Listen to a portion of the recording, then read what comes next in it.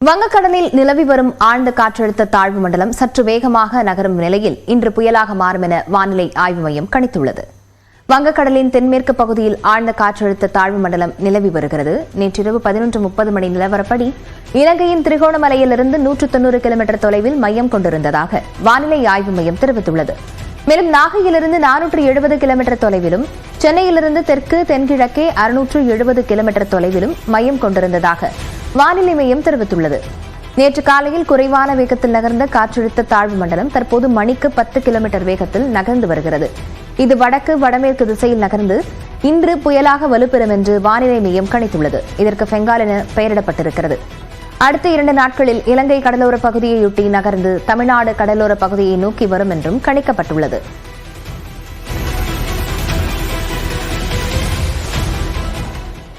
நாகை மாவட்டத்தில் இரவு நேரத்தில் மிதமான மழை பெய்த சூழ்நிலையில் அதிகாலை முதல் கனமழை பெய்ய தொடங்கியிருக்கிறது.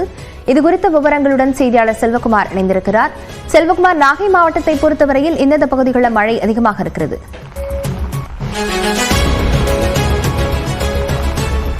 நாகை மாவட்டத்தை பொறுத்தமட்டில் பரவலாக இரவு நேரத்தில் மழை பெய்தது. நள்ளிரவு நேரத்தில் அதன் வேகம் அதிகரிக்க தொடங்கியது. இந்த சூழ்நிலையில் அதிகாலை நேரம் ஒரு 4 மணியில் இருந்து பலத்த மழை பெய்ய தொடங்கி கனமழையாகவும் மாறியது. இதன் காரணமாக திரும்பிய பக்கமெல்லாம் தண்ணீர் தாழ்வான பகுதிகளில் தேங்க தொடங்கியிருக்கிறது.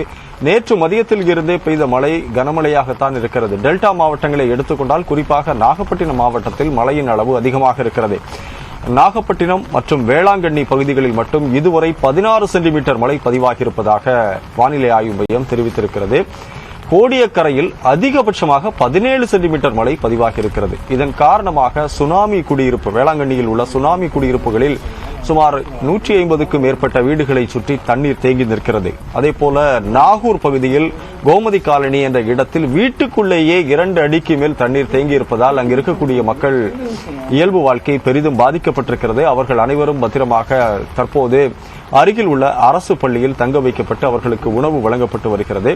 பயிர்கள் என்று எடுத்துக்கொண்டால் நாகை மாவட்டத்தை பொறுத்த மட்டில் நெற்பயிர்கள் அதிகமாக விளையக்கூடிய ஒரு பகுதி. இங்கு இருக்கக்கூடிய இந்த நெற்பயிர்கள் சுமார் 1000 ஏக்கர் திருத்துறைப்பூண்டி, திருக்குவளை போன்ற பகுதிகளில் தண்ணீரில் அப்படியே தலை சாய்ந்து மூழ்கி கிடக்கக்கூடிய காட்சி. ஒரு நாள் மழைக்கே அது முற்றிலுமாக அழுகி இருக்கக்கூடிய ஒரு சூழலும் இருந்து கொண்டிருக்கிறது. இதே மழை இன்னும் நீடித்தால் மீதம் இருக்கக்கூடிய பல ஆயிரக்கணக்கான ஏக்கர் பயிர்கள் சேதமடையக்கூடிய ஒரு சூழல் நிலவிக் கொண்டிருக்கிறது.